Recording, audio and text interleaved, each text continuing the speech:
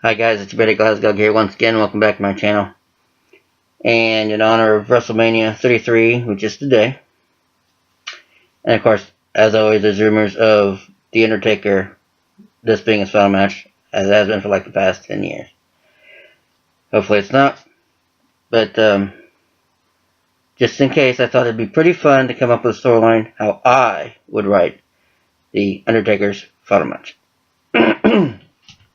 Now, think about this. If you gotta consider what The Undertaker is, his age, and what he can do.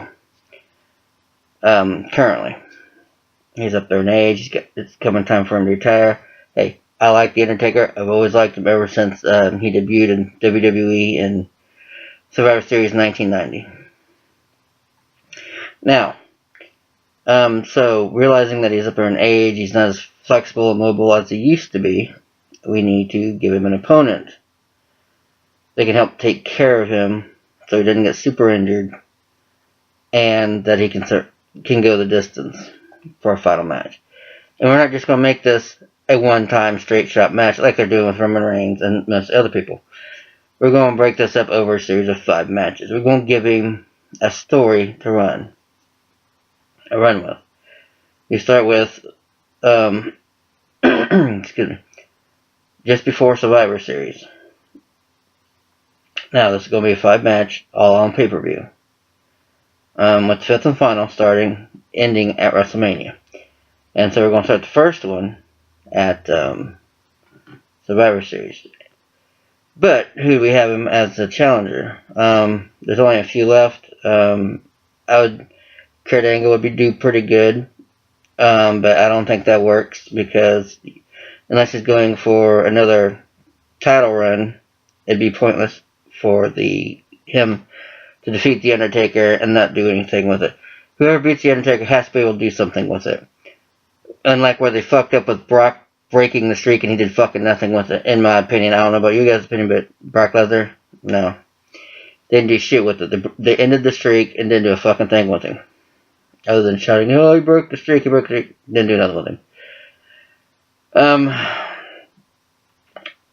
So that's why we take Kurt Angle out of the equation, because unless he's going for another title run, then he could run for another year, and that'd be worth it.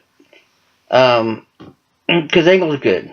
And he'd make sure Taker didn't get hurt.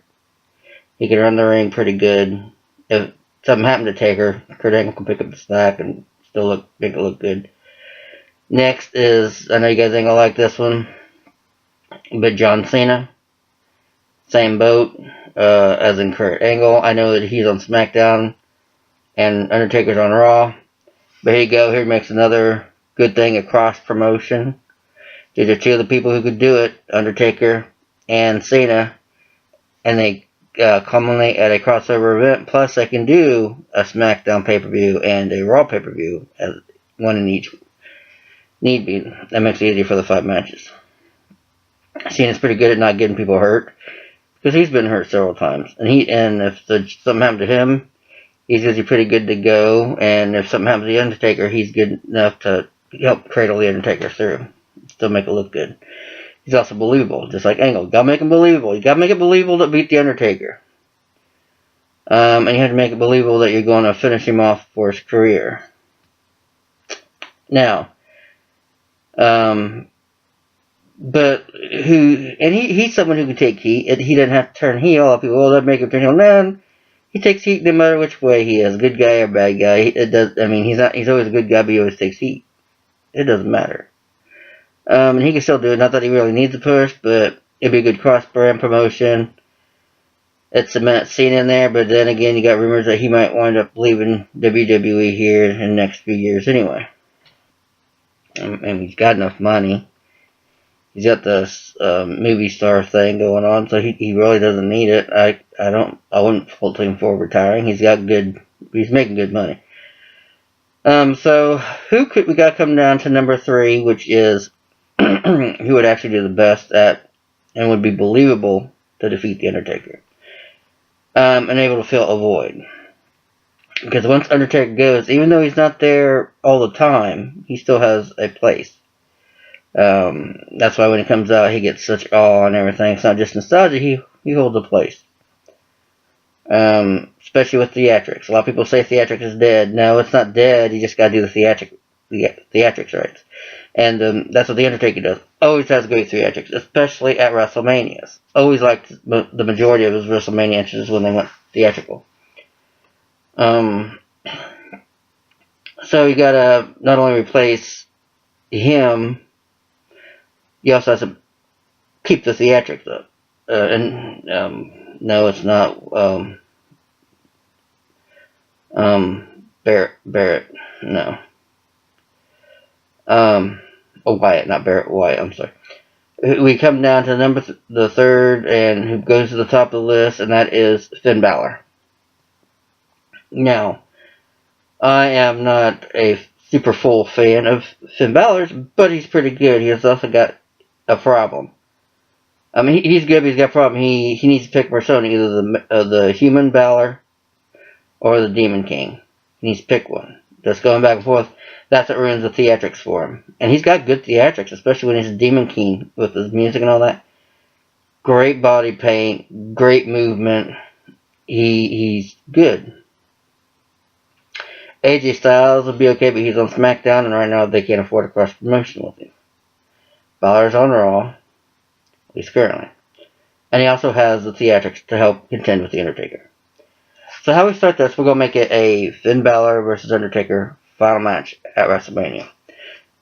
And the trick about this is no one knows it's his final match. The whole thing is the Undertaker's going to go on this coming WrestleMania and be good, and then he says probably the next one they're going to do the final match because it's going to take that long for him to find an opponent. So if they even announce that, they need to do it where it's not going to be his final match. People just need to know this is not going to be his final match. So, and this the storyline will start pretty simple, and it'll be basically like something like Finn Balor, and of course in his human persona. That somewhere like backstage of Raw, making the offhand comment of that he is the Demon King, and that he is the true leader of like the creatures of the night, or all the dark forces in the WWE. To which, later that night, you hear he's in a match, and of course he wins. He's doing his little celebration, and the lights go out, and you hear the gong. And then you can either have him up on the Titantron or just tear him over the speakers to make him people think that he's there. You hear the Undertaker. And hear him say, Finn Balor, you lay claim to my title of Master of the Darkness. It is I who sent all them souls to hell from the WWE. And he'll keep, he can go on for a bit of a ways, and then he ends into a challenge with like Finn Balor at the Survivor Series. One of us shall survive, and one shall rest in peace. Thus making it a buried alive match. Now, because we haven't seen one of them for a while, he did that Survivor Series where he began. So Finn Balor, isn't really afraid of the Undertaker. He acts like it. He's going to stay in his human persona. He's not going to become the Demon King. He's going to say, I'm good enough. I'm not afraid of the Undertaker. So Survivor Series comes around. Balor does okay against the Undertaker, but he loses. He gets thrown in, like, Undertaker buries him alive. And, of course, the following Monday, Undertaker comes out and says, I told you, boy, you will not take my title. And basically that he's, he'll say a few things and just basically call him out like a little bitch. In fact, call me a little bitch. You're a little bitch that wasn't worth my time. And drop the mic and leave the ring. And, of course, you don't hear nothing from Finn Balor. So, and then the following week, have an action going on, and then, of course, darkness comes, and Finn Balor comes back, and he announces that this ain't over. I wasn't prepared for you. I will be next time. So we set up the next match number 2 at another pay-per-view. The Raw pay-per-view between Survivor Series and Royal Rumble. This time, Balor comes out as Demon King. Does better. Still takes a beating. They both take a beating. And then, Balor as a Demon King barely beats The Undertaker by a count. He runs back in just as a referee gets to 9. Balor wins by a count. It's a cheap win, but it's going to build the story. So, of course, the next day on Raw, and we'll have Undertaker can either go in and smack the shit out of Balor, or let Balor have his glory. It's going to be up to The Undertaker. There's some things along here that The Undertaker's going to have choices on. He'll help dictate the way to go. I personally would have him just go in there and smack the shit out of Balor, and then still call him a little bitch. But we can also save that to the next night, too. The next Raw, have The Undertaker come out after Demon King says, see, I can beat you. Then have The Undertaker come out, smack the shit out of him some more, knock him out, and say, you didn't bring me your best, you barely won, you little bitch. You still don't have, you still can't lay claim to my title as Master of the Dark. So, here comes Royal Rumble.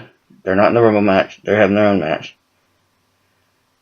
Because of the teasing going on, Finn Balor, is still going to get into the persona of, okay, I barely beat The Undertaker. I got to get into the persona of the Demon King.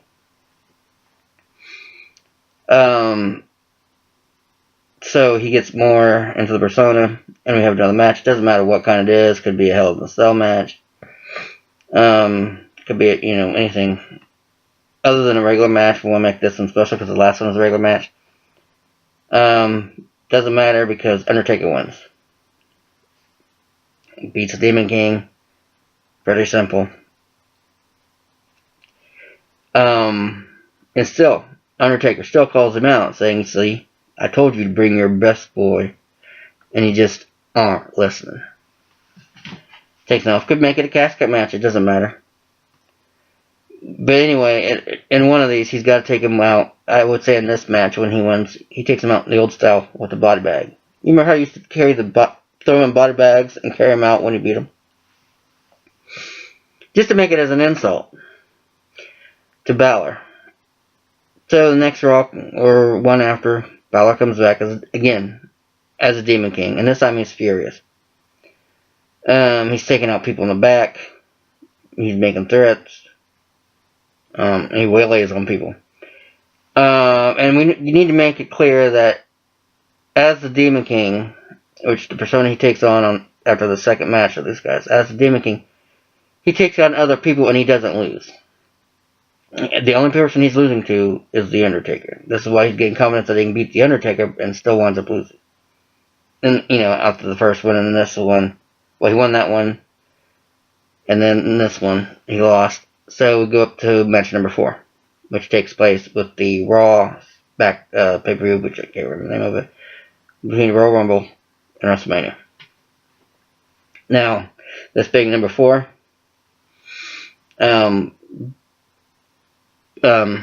Undertaker technically wins, but is enraged. He can either technically win or get DQ'd.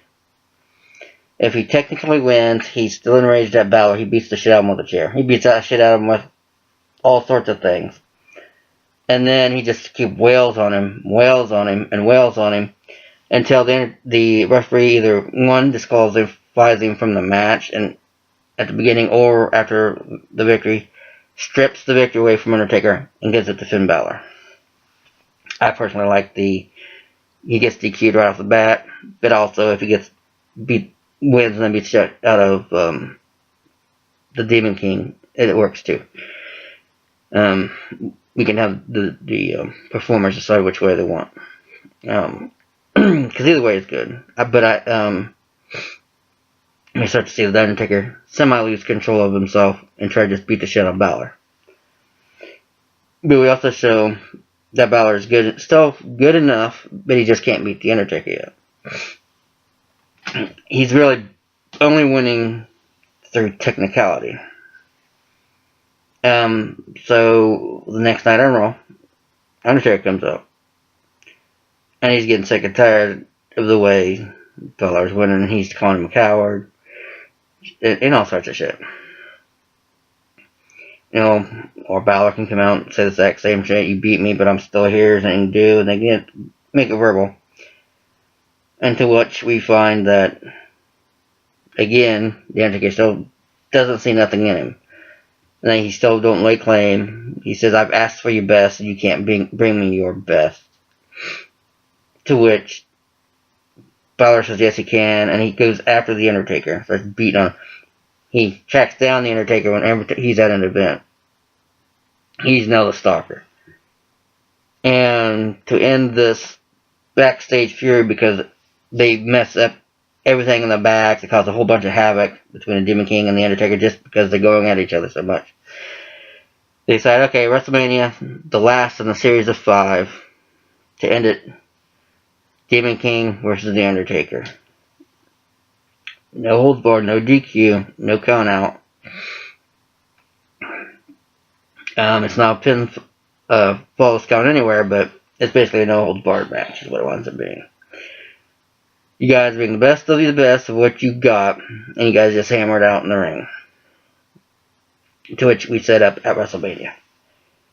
But on the way up to WrestleMania, we see Balor continuously going darker and darker off the deep end. He's being more violent. He's being more demonesque, like talking to himself, maybe performing some sort of rituals, beating the shit out of people until they're so unconscious they can't move. They have to be carted off. This builds up the Demon King persona, and he can still. It doesn't matter if he's a heel or not, or people still see him as a babyface at this point. It's not gonna matter. We're just building up his character. See, this is giving the Balor a bit more of a storyline with the Demon King character, which I think he has more useful aspect out of. And so here comes WrestleMania. Whichever order comes out doesn't matter, but Balor's entrance has to have him coming up from underneath the stage with smoke, with lighted red smoke like it's the pits of hell. And he comes out, up and out, grand entrance, and walks to the ring. And then, of course, you have the Undertaker come out, another grand entrance. Doesn't matter how it comes out. Let's get another grand WrestleMania entrance. And he goes, this match will probably go 10 to 15 minutes. And this is another thing I realized. We've got to keep these guys fairly injury-free. So most of these matches aren't lasting longer than 5 to 10 minutes. Either the Undertaker totally beats the shit out of Balor, pins him in less than 5 minutes, or Balor lasts long enough for 10 to 15 minutes, and then either or. Because we don't want these guys getting hurt, because this is going to be a payoff match at WrestleMania. And you can't injure the Undertaker, and you can't risk injuring Finn Balor because of the story. This is why it's taking so long. You've got to have a build-up to this. So I would say a good 10-15 minute match. They go back and forth. Each does a finishing move. They take it out to the crowd. They pick up chairs and waffle each other with them. Get the crowd involved.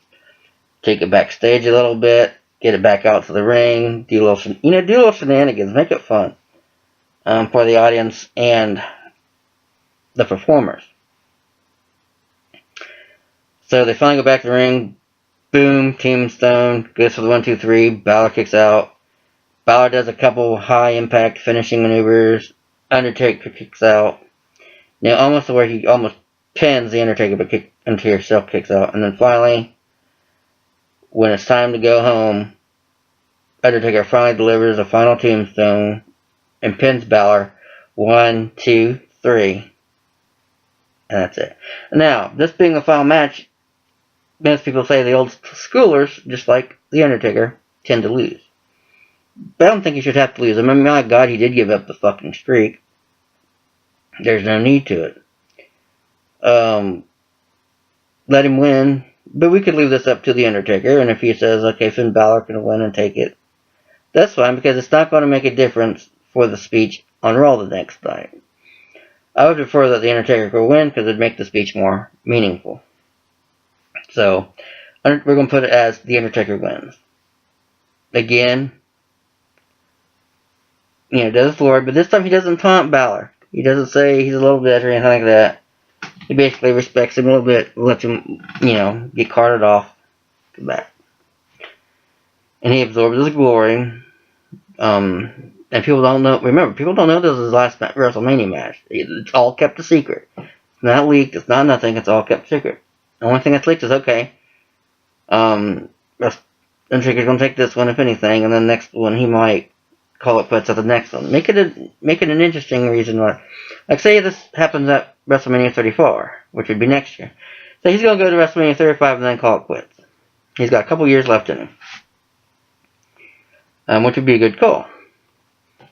Which then, Monday night, after WrestleMania, he comes out. Of course, a cheering ovation.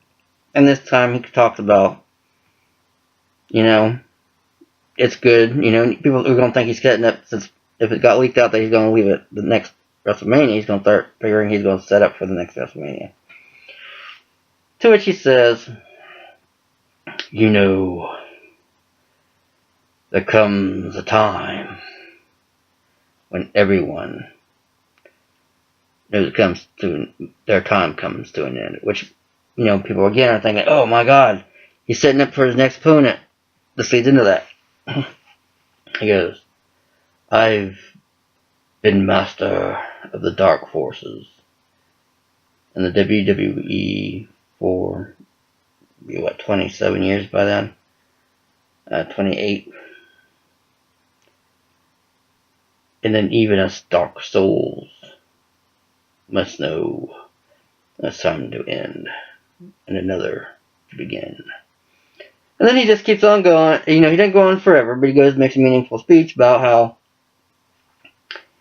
during last night he finally felt a new force rise, and that force came from Finn Balor. And that he has decided that it's time for him to pass the torch, and he's going to give it to Finn Balor, the Demon King. He comes finally, the Demon King finally arose and showed him that he would be worthy to succeed as a successor to The Undertaker. And then that was his final match, because he says that he gave everything left that he had into that match. And that is why, even though Balor did not beat The Undertaker, he came close and close enough to earn The Undertaker's respect. And then he'll put where he can't goes and he ends off that he will finally, Balor can come out in respect or not, or The Undertaker, whether he does or not, The Undertaker will say, knowing this, that The Undertaker can finally rest in peace. Lights go out. When they come back on, The Undertaker's hat is on a ring post, or in the center of the ring. Doesn't matter. It's significance that The Undertaker has felt his purposes come to an end. And then you can see him. The rings lit up with that, and then all of a sudden you see the lights shine up, and you can either have Undertaker totally gone, or have The Undertaker on the top of the ramp as Mark Calloway. He's no longer The Undertaker persona.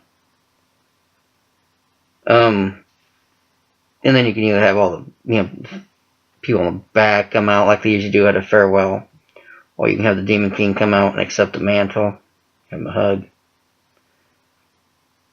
Or you could have another way you could have it as a third option. Depending, like I said, depends on what the performers want. This would be interesting.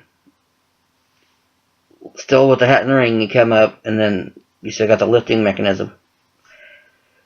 You have the Undertaker go up to the stage, have, that smoke come up again, and have him drop like he's going into the bowels of hell.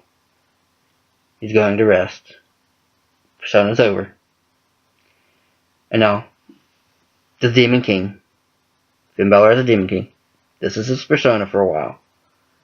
He's not going to be human, except for in interviews, or, when kids meet him and all that, but he's always going to be the Demon King figure. This is the role he's going to have to play. See, that's what these wrestlers need to learn. This is the role they got to play. That's what we go to be seen. We don't care that you're human. We go to see the character you're portraying. Just like if you go to see someone, say, from like a Star Trek convention, Star Wars convention, or a soap opera. You know it's a character play. You know they're fucking actors. But hey, it's nice to have them, when you go to see the show, like, when you're going to go see Star Trek, you want to see, like, Captain Kirk play Captain Kirk, whether it be Will Shatner or Chris Pine. You say, hey, man, you're supposed to be, Captain Kirk. Don't fucking go on the fucking show and then act like you're Chris Pine or whatever. That don't make sense. But anyway, so now we have Finn Balor, the Demon King, now being the leader of the Night Forces. This now gives you several storylines with the man that he doesn't really have right now, because the Undertaker takes that spot. And since the Undertaker's not super active because of his age and injuries, Balor can now pick that up as a Demon King. Have him have the feud with the Wyatt family, even though there's not much of a Wyatt family, and they're on SmackDown. But whoever's over Raw from the Wyatt family, have him take them out. Have him run dark as a heel. Have him run heel, even though it's the fans that are going to decide to make him heel. Have him run. You can do all sorts of semi-dark storylines. And then you could have him a story where his friends try to come save him from going too far over the edge of dark. There's another storyline. This runs several storylines. You can run just from this final match alone. You could get probably a year to 2 years worth of storylines just with the Demon King, and they vary. From he dominated the Undertaker, ended the career a year early. He takes on all comers, doesn't really lose. You can go for a championship run, but you also see him becoming dark, doing dark, things. Then you have the redemption storyline, into where Demon King comes back, and then after like a couple years, Finn Balor can come back as a human persona, and then he just only calls upon the Demon King when absolutely needed. Kind of like Mick Foley did. Remember when Foley wound up coming out as Mick Foley for a while, and then he would come out as Mankind, or Cactus Jack, or Dude Love. That's something we could do with Finn Balor. But this makes it feel believable. So there, and that pushes Finn Balor up to a higher level.